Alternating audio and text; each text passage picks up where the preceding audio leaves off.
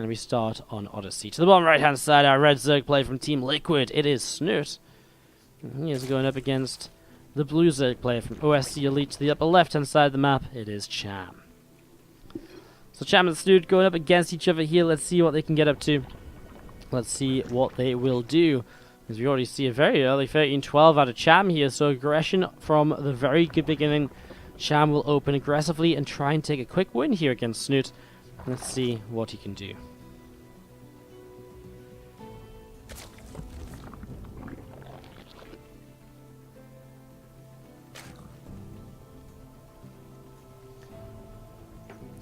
Snute on the other side of the map is going to open hatchery first, which is obviously to some extent exactly what Cham is hoping for. The later the hatchery, or the later the spawn pool, sorry. The earlier the hatchery, the better, because that means the later the spawning pool, which obviously means the later potential defenses here against his early pool and gas. We'll see what this is going to be. As we're going to be having 100 gas about to finish mine, so he can start speed, and he will pull out with 1, 2, and 3 workers. So that does confirm he will just play the speed lane opening. No banelings behind this. And then, obviously, he can begin to afford an expansion here in the fairly near future as well. So there's a couple of lings popping out, some more Zerglings on the way up as well. 6 more lings actually being built right now. Spawning pool's about halfway done as well. I'm just going to see Overlords currently crossing each other by mid-map. And again, Snute currently has no idea about what's going on. He went gas pool for himself after the hatchery first. And let's just see what's going to happen next. Again, that ling speed continue to come on up here. We'll be finishing in the next few moments. And as that ling speed finishes up, we'll be able to see Cham really starting to get aggressive. His first few lings, 8 of them actually moving across the map together. Love the pathing, of course. It's designed to avoid the overlords of Snute so that he doesn't know for as long as possible. Right now, Snute builds 2 queens, he builds 6 lings. He's not playing overly greedily with this kind of setup, I guess. He's not kind of going into a lot of drones. He is making units, which obviously gives him a good chance of defending this. Cham just sits and waits, though. He wants that ling speed. He wants to make this as much of a surprise as possible. We're going to see a cancel on that extractor. Snute, just with 1 worker and gas, slowly building up towards having enough gas for a bait nest, as is Cham. It's all about the numbers here for Snute, and right now, well, he's about to get his queens, but they're not going to pop in the best of positions. Snute sees this now. This is the first time he realizes this, and he will come down to try and protect his queen with the lings. I mean, even if he doesn't protect the queen, it's a good chance to fight the lings and get some damage onto them while they're targeting and focusing down that queen, while his own lings will not be going down at the same time. Queen comes in, and obviously Snute, one of the main goals for him will be to defend this hatchery. He's got more and more lings coming up here. You got to remember, Snute's ahead on workers, so even though he's got a bunch pulled down to this low ground, it's not the end of the world for him as we see this queen helping to defend nicely. And Snute again kind of keep Cham kind of pushed away. And we've seen some more lings coming in, and Cham not really able to do too much here. The lings trying to do a little bit more as they continue to fight this. The queen is in the back, and you can see the lings and the drones continue to pull forwards to fight against this. Cham looking around, trying to find different ways in. Finds another couple of Zerglings so far. 2 queens move forwards, and another Zergling does get picked off. Drones over towards the natural expander and have to pull away momentarily as well.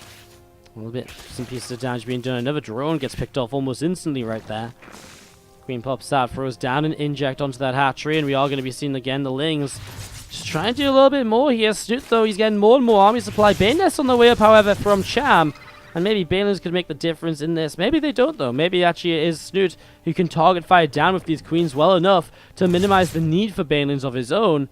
3 banes on the way from Cham. Very target fireable. Very target fireable as we're going to be seeing the lings.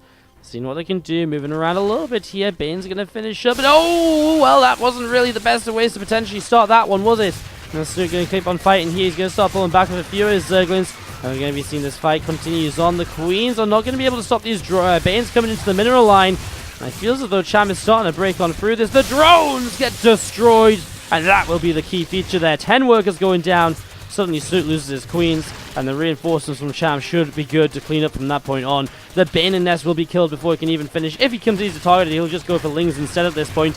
I don't think he's too worried about Banes coming through. GG. Well played. Cham takes game 1. Snute has to tap on out as he...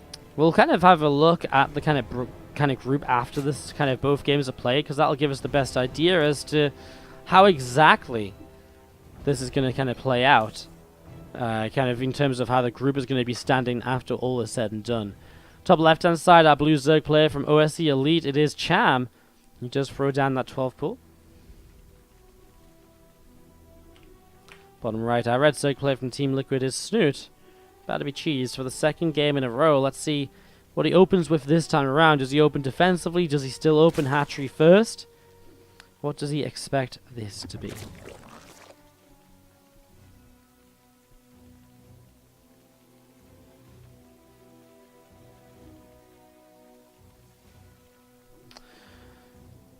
Pool first here from Snute, though, is obviously a pretty good way to initially start things off.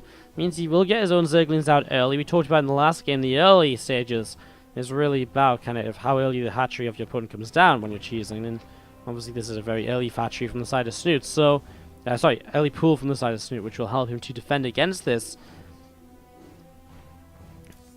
So do you just see? Hatchery obviously now coming down as well. Hatch will come down from Cham as well. Basically, it's kind of unfortunate because he basically, defensively, Snute should have the same as Cham by the time he arrives. And so overall, Cham's only advantage is the fact that, well, there is no advantage, really. Like, 12 pool against a pool first is sort of a build order disadvantage. So, Snute's advantage is that he has a 4-worker lead over his opponent here. He does see the Zerglings, so he knows exactly what he's playing against. Snute just has to play a good defensive game now, and he will go into the next stages from an advantage. Let's see how it goes. We can see those few lings coming in to start nibbling the hatchery. Snute will cancel double gas. He will pull a few drones down to defend his own hatch. Does not want to have to reinvest into that. Would rather lose a little bit of mining time. So let's see if Cham can buy enough time. If he can delay enough mining, etc. to make the most of this. Snute, he'll just keep these drones on the low ground until he can kind of mine from here anyways, which is going to be fairly shortly anyways, right? Snute justify again. Queen will start making a bit of a bigger kind of change in all of this, I suppose, now. You'll be able to kind of properly push that back. And we're going to see those lings again just coming back into the natural there. Speed on the way up from Cham. There's going to be seeing these Zerglings here from Cham as well coming through the center. Just going to back away, and I guess we wait to see what the next stage of this is going to be now. And I mean, it's all kind of eyes on Cham to make something happen, and I think he is making something happen, or at least going to try to. More and more lings on the way out. He pulled out of gas at 100. He's just looking to ling flood. He wants to just keep lings hidden, and as soon as he hits that ling speed, move across the map and try and catch Snute being too greedy. Try and catch Snute over droning. Just try and end this game with a very quick follow-up. As you're going to see the Evo Chamber going to start coming down from Snute, though.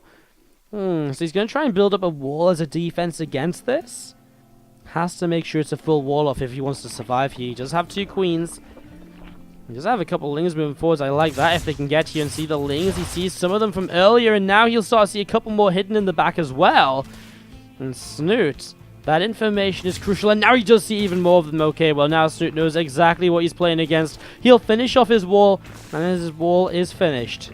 Well, now he just spams lings, or even maybe roaches, right? Roach Roaring is finishing up very shortly. He's got a secondary wall in place. Oh, man, I mean, what do you even do as Cham? But, you know, very soon there's going to be roaches on the way up, and they're going to be, with the queens combined, a pretty formidable force. As Cham hits this front door, he's not going to have a very great time at all. Queens are going to start working their way through this. Snute starts up his first 4 roaches. I mean, the first Evo Chamber will go down, sure, but then there's a secondary wall behind this. And then what do you do? Well, I don't really know. Snute continues to rebuild kind of Evos, etc. As you see, 1 queen just fills the gap as required there, as the sport cancel was a moment or so where it was open. Broodland's even joined the fray. Here come the roaches, and as the roaches join the fight, Cham is not really going to be able to get too much more done. Transfuses to keep the roach roaring alive. And Snute is going to take him too.